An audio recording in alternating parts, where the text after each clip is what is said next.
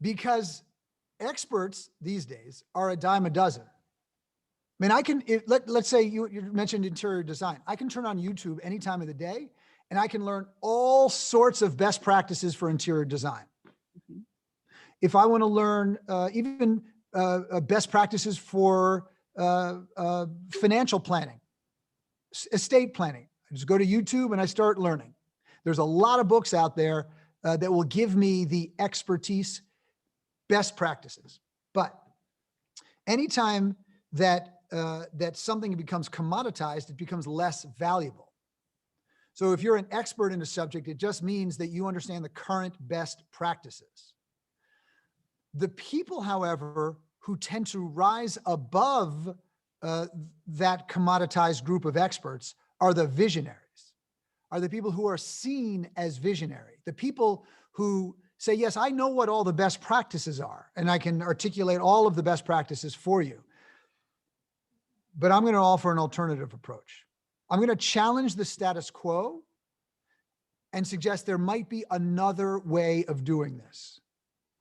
And so that takes also a fair amount of courage, and it takes the intellectual property to be able to confidently say, I've got another approach. I have a different way of looking at this.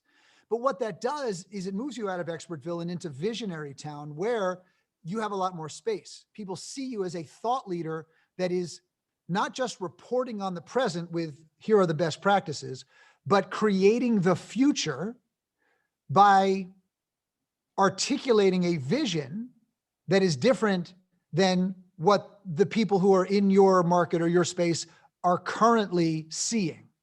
So that really establishes your authority as a visionary, not just as an expert. Because again, I think these days experts are a dime a dozen. And you might say, yeah, but I'm a real expert. There's a lot of people in my industry who act like experts, but for the general population, they have a really hard time differentiating between what a real, bona fide expert and a wannabe expert.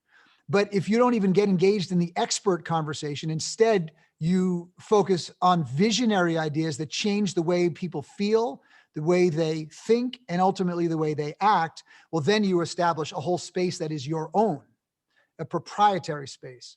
Michael, who's a good visionary? Who's an example of someone who's an expert versus a visionary, just so that people have that exact example? Well, I'd say, let's take personal finance. So there's and this is my personal perspective on it. There's a book that I love called The Simple Path to Wealth. It's a really very simple book. I think really quite profound book, but it offers an alternative approach to the status quo that many people will hear from most financial advisors or planners.